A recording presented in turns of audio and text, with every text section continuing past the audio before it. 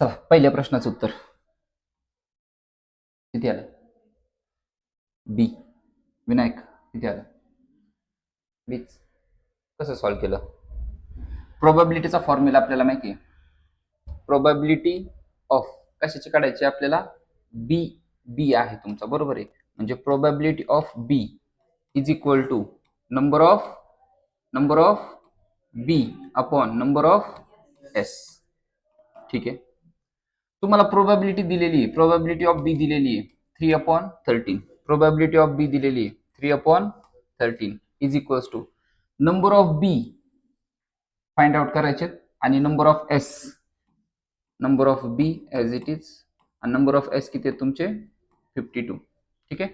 हा डिवाइड आहे, तिकडे गेल्यानंतर मल्टिप्लाय, म्हणजे 3 multiplied by 52 upon 13 is equals to number of B. 13 की 13, 13 चौक 52 आणि 4 त्रिक 12 बरोबर नंबर ऑफ बी.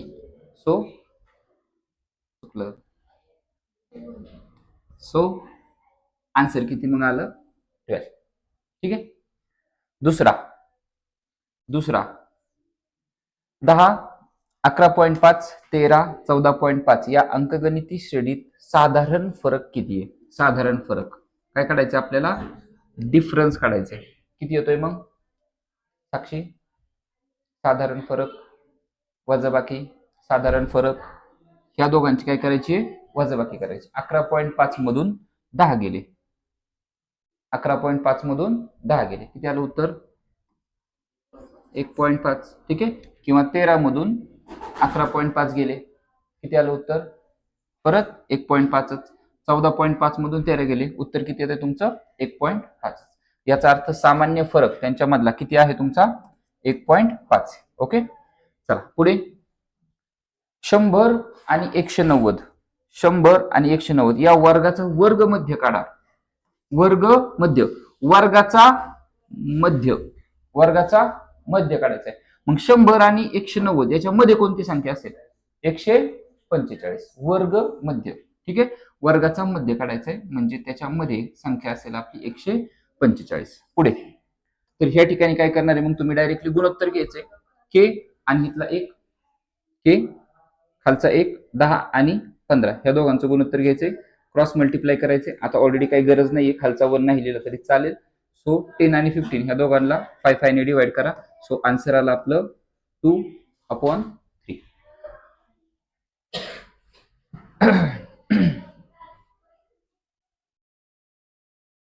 ओके. चल पहिल्यातला बी येतोय काढायला?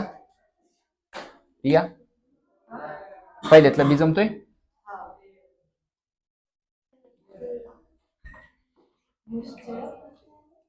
यस. खालील निश्चयकांच्या किमती, निश्चयकाची किंमत काढायची आपल्याला. निश्चयकाची किंमत काढण्यासाठी आपण काय करतो? क्रॉस मल्टिप्लिकेशन करायचंय. क्रॉस मल्टिप्लिकेशन करायचं आपल्याला. येस. ओके. बघा, निश्चयकाची किंमत म्हणजे काय काढायचं असतो आपल्याला? डी काढायचा असतो.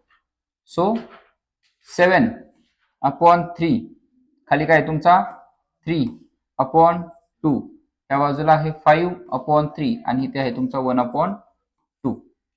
काय करायचं आपल्याला? क्रॉस मल्टिप्लिकेशन करायचे. याने ह्याला, त्याने त्याला मल्टिप्लाय करायचे. दोघांच्या मध्ये कोणतं साइन असतं? 7/3 मल्टिप्लाइड बाय 1/2 मध्ये कोणतं साइन? मायनस. त्यानंतर 3/2 मल्टिप्लाइड बाय 5/3. ओके. सरळ सरळ मल्टिप्लिकेशन. 7 1 7 अपॉन 3 2 6 वजा 3 5 15 आणि परत 6. ओके. छेद दोघांचा पण कसा आहे? समान आहे. किती वेळा लिहिणार? एकदाच लिहिणार. आणि 15 मधून 7 गेले, वजा 8 आणि ह्याला 2 2 ने भाग द्या. 2×3 6 आणि 2×4 8. उत्तर आलं -4/3. खालील अंकगणिती श्रेणीचा सामान्य फरक काढा. येतोय काढायला? सामान्य फरक वजाबाकी करायची आहे. सांगा मला पटकन. खालील अंकगणिती श्रेणीचा सामान्य फरक किती?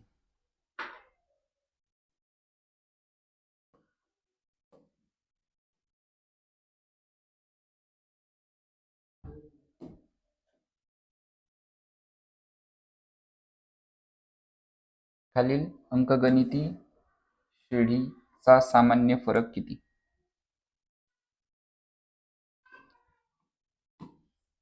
सामान्य फरक काय करतो आपण विनायक? काय करणार आहे आपण?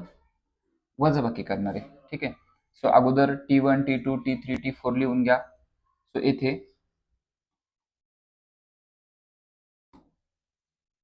T1 किती आहे तुमचा 2, T2 5/2, T3 3 आणि T4 किती आहे 7/2.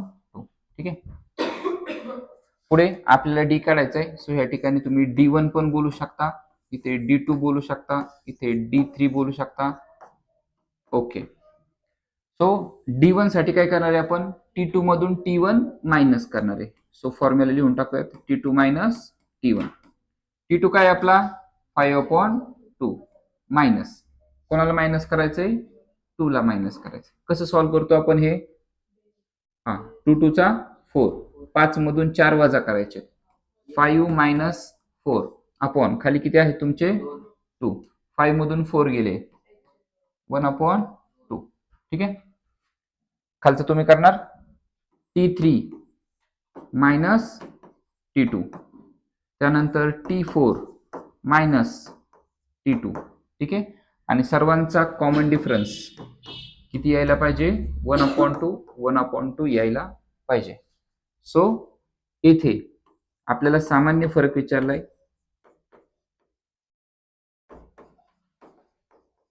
सामान्य फरक D बरोबर असणार आहे आपला 1/2. खालचं खालील वर्ग समीकरणांची मुळे लिहा. दुसरं त्याला डायरेक्टली आपण सरळ करून लिहूयात. 2x चा वर्ग तिकडचा जो वजा 7x आहे तो अलीकडच्या बाजूला आला अधिक 7x आणि हा अधिक 6 बरोबर 0. अवयव पद्धतीने त्यांची मूळ काढूयात आपण. सो कसं काढणार आहे? या दोघांचा गुणाकार 6 दुने 12. 12 कोणाकोणाच्या पाड्यामध्ये येते बघायचे. ज्यांची बेरीज किंवा वजाबाकी करून उत्तर किती आलं पाहिजे 7 आलं पाहिजे. मग काय केलं तुम्ही 6 दुने 12, पण 6 दुने 12 केलं तर 2 अधिक केलं तर 8 येतात. मग बेसक तरी पण तेच होते ना 8च उत्तर येते. वजाबाकी केली तर 4. आपल्याला 7 पाहिजे, आपल्याला 7 पाहिजे. सो काय करणार आहे मग 4 त्रिक 12. 3 चौक 12, 4 त्रिक 12 कसंही चालेल. ओके. आता काय करूयात इथले जे चिन्ह आहे हे मोठ्या संख्येला द्यायचं असतं. दिलं मग ह्याला कोणतं द्यावं लागेल? वजा दिलं तर काय होईल? मग वजा दिलं तर वजाबाकी होईल. ठीक आहे. आपल्याला एकच उत्तर मिळेल. इथं 7 पाहिजे, त्यासाठी इथं कोणतं चिन्ह द्यावं लागेल? प्लस. ओके. मग काय करूयात आता त्याला पुढे ह्या 7 ला ब्रेक करायचे. हा 2x चा वर्ग अधिक 4x अधिक 3x अधिक 6 बरोबर 0. ठीक आहे. ह्या दोघांचा एक ग्रुप, ह्या दोघांचा एक ग्रुप. साक्षी त्या दोघांमध्ये काय सामायिक आहे? काय सामायिक आहे? 2 सामायिक आहे. आणि अजून काय सामायिक आहे? x सामायिक आहे. ठीक आहे. इथं काय राहिलं रे 2x बाहेर गेला, इथं काय राहिला x, इथं हे अधिकचं चिन्ह, इथला 2 बाहेर गेलेला आणि x पण बाहेर गेला, इथं अजून 2 शिल्लक राहिला ना, मग इथं 2 x बाहेर गेलाय त्यातला, हे अधिक, इथं आणि इथं काय सामायिक आहे 3 ला बाहेर काढा, आतमध्ये काय राहिलं इथं x, इथं अधिक 3 दुने 6, 3 बाहेर गेलाय 2 बरोबर. हा कंस आणि हा कंस ठीक आहे समान आहे. चेक करायचं अगोदर, समान असेल तरच बरोबर आहे आपलं, नाही तर चुकलं. सो 2 कंसांपैकी एकच कंस लिहिणार, x अधिक 2 एका कंसामध्ये आणि दुसऱ्या कंसामध्ये 2x अधिक 3, ह्या दोघांचा मिळून एक कंस बनवला. बरोबर काय तुमचा 0.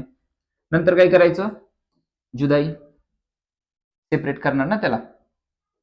कसं x अधिक 2 बरोबर 0 किंवा 2x अधिक 3 बरोबर 0. हा 2 अधिक आहे, तिकडे गेल्यानंतर x बरोबर वजा 2, नंतर इकडे 2x बरोबर वजा 3, हा 2 राहिलाय त्याला पण तिकडे पाठवा. सो उत्तर आलं finally x is equals to वजा 3/2. ही झाली आपली फायनली 2 त्याची मुळं. खाली सोल्युशन मध्ये पुन्हा लिहून टाका x is equals to -2, x is equals to -3/2. Okay, चला झालं. दुसरं पण केलं. एका शेअरचा बाजारभाव काढायचा आपल्याला. दर्शनी किंमत त्याच्यावरती छापलेली किंमत आपल्याला दिलेली आहे. किती आहे छापलेली किंमत? 100 रुपये. समजा हा पेन आहे, ठीक आहे. त्याच्यावरती छापलेली किंमत किती आहे? 100 रुपये. आणि तो अधिमूल्यावरती चालू आहे. किती रुपये? 65 रुपये. तर त्या शेअरचा बाजारभाव किती असेल? बरोबर आहे. सो पण डायरेक्टली आता तुम्ही प्रियाने डायरेक्टली लिहिलंय तर थोडंसं सूत्र वगैरे बनवा. शेअरचा बाजारभाव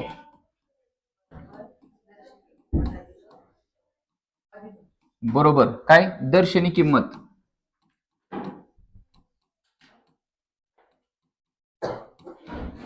अधिक अधिमूल्य, असं सूत्र बनवायचं म्हणजे व्यवस्थित रिप्रेझेंटेशन होतं आपलं.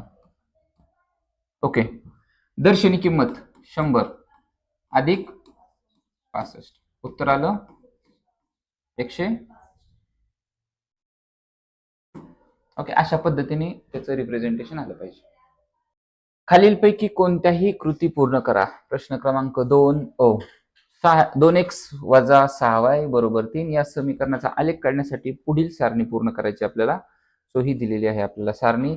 समीकरण बघा एकदा काय? 2x वजा 6y बरोबर 3. 2x वजा 6y बरोबर 3. 2x वजा 6y बरोबर 3. ठीक आहे. x ची किंमत दिलेली किती आहे? वजा 5. टाकून द्या मग, चला जमेल तुम्हाला. 2x वजा 6y बरोबर 3 आहे. x ची किंमत टाकायची वजा 5. x च्या जागेवरती 2 गुणिले वजा 5 वजा 6y बरोबर 3. 5 दुने 10 वजा 10 वजा 6y बरोबर 3. हा वजा 10 आहे, तिकडे गेल्यानंतर अधिक होईल. सो वजा 6y बरोबर 3 अधिक 10. 10 आणि 3 13. इकडे तुमचं वजा 6y गुणिले तिकडे गेल्यानंतर भागिले करा. वजा 6 बरोबर 13 भागिले 6. सो वजा y बरोबर 6 दुने 12. परत पुढं एक सरकला 6 एके 6. सो एवढं काढलं तरी चालेल. चिन्ह बदला. y बरोबर उत्तर आलं आपलं वजा 2.1. सेम आहे.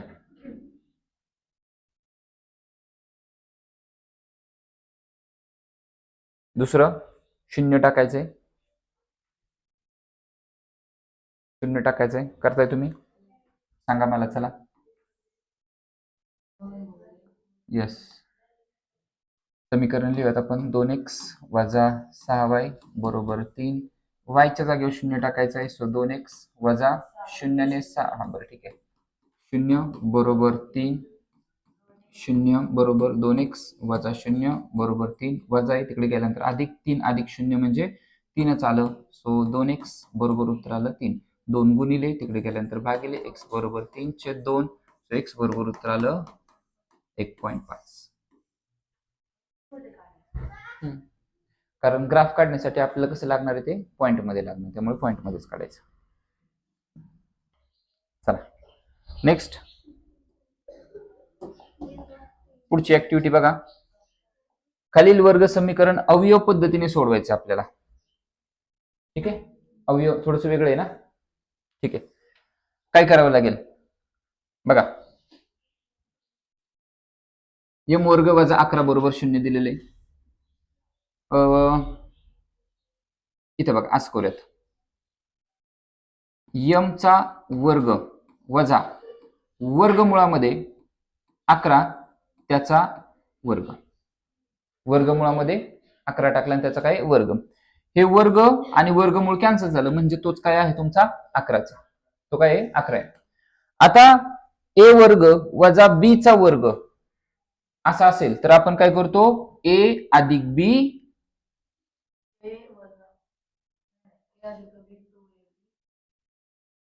a वर्ग वजा b चा वर्ग असा असेल तर a वर्ग वजा b चा वर्ग असा असेल तर आपण काय करतो?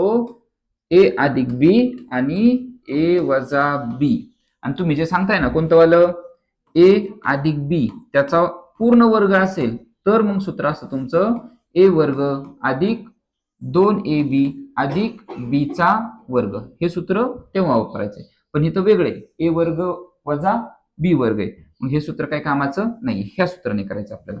मग इथं करून दिलेलं आपल्याला ए अधिक बी, इथं काय लिहिणार मग ए वजा बी. ए म्हणजे कोण आहे आपला यम, वजा बी म्हणजे कोण आहे वर्गमुळामध्ये 11. ठीक आहे, मग झालं. नंतर काय याला फक्त जुदाई सेपरेट करा त्याला फक्त. ठीक आहे, यम अधिक वर्गमुळामध्ये 11 बरोबर 0, किंवा सेपरेट यम वजा वर्गमुळामध्ये 11 बरोबर 0. हा अधिक आहे तिकडे गेल्यानंतर वजा, वजा वर्गमुळामध्ये 11, किंवा यम बरोबर हा वजा आहे तिकडे गेल्यानंतर अधिक वर्गमुळामध्ये 11, आणि खाली वर्ग समीकरणाची मुळे असं पूर्ण वाक्यामध्ये उत्तर लिहायचे वजा वर्गमुळामध्ये 11 आणि अधिक वर्गमुळामध्ये 11 ही आहेत. चला तिसरा, कमिटी बनवायची आपल्याला, सुरक्षा समिती. 2 मुले व 2 मुली यांच्यातून दोघांची एक रस्ता सुरक्षा समिती बनवायची आहे. तर यासाठी नमुना अवकाश लिहिण्यासाठी खालील कृती पूर्ण करायची आपल्याला. 2 मुलांची समिती, 2 मुलांची समिती काय असणार आहे मुले B1 आणि B2. ओके. फक्त 2 मुलींची समिती G1 आणि G2. त्यानंतर एक मुलगा व एक मुलगी यांची मिळून तयार होणारी समिती.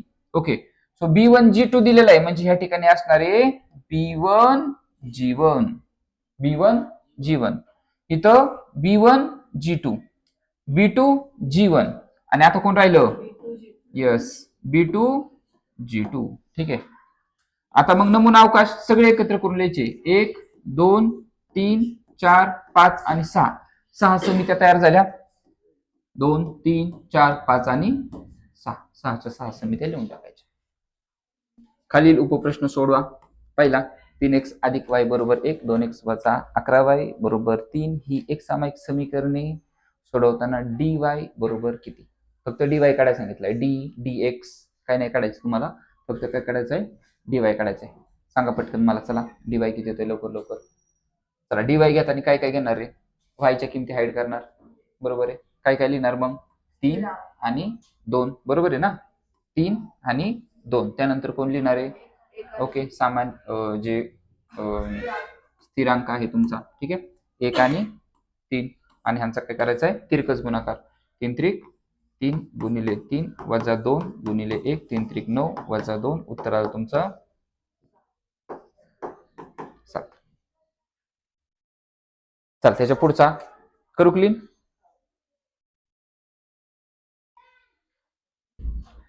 10 रुपये दर्शनी किमतीचे 80 शेअर 5 रुपये अधिमूल्यावर खरेदी केले, तर त्यासाठी किती रुपये खर्च करावे लागेल.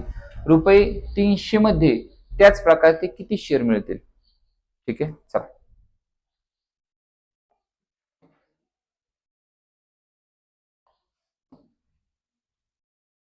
10 रुपये दर्शनी किमतीचे 80 शेअर विकत घेतलेले आहेत, बरोबर आहे.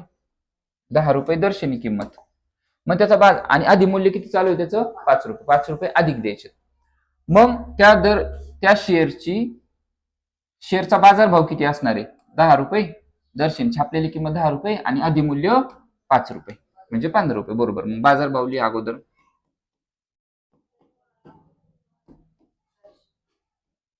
बरोबर, सूत्र टाकणार आपण, दर्शनी किंमत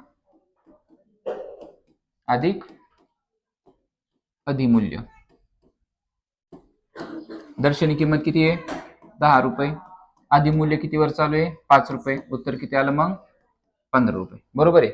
म्हणजे एक शेअर विकत घ्यायला आपल्याला 15 रुपये जाणार आहेत. असे किती शेअर विकत घेतलेले बघा, 80 शेअर, 80 शेअर त्या ठिकाणी विकत घेतलेले 80 शेअर. मग त्यासाठी किती रुपये खर्च करावा लागेल. मग एकूण खर्च, एकूण खर्च बरोबर काय बाजारभाव गुणिले बाजारभाव गुणिले बाजारभाव गुणिले शेअरची संख्या. शेअरची संख्या किती रुपये खर्च होईल आपला. सो बाजारभाव किती आहे 15 गुणिले शेअरची संख्या, किती शेअर विकत घेतलेत 80. सो करा गुणाकार 0 आणि 15 टी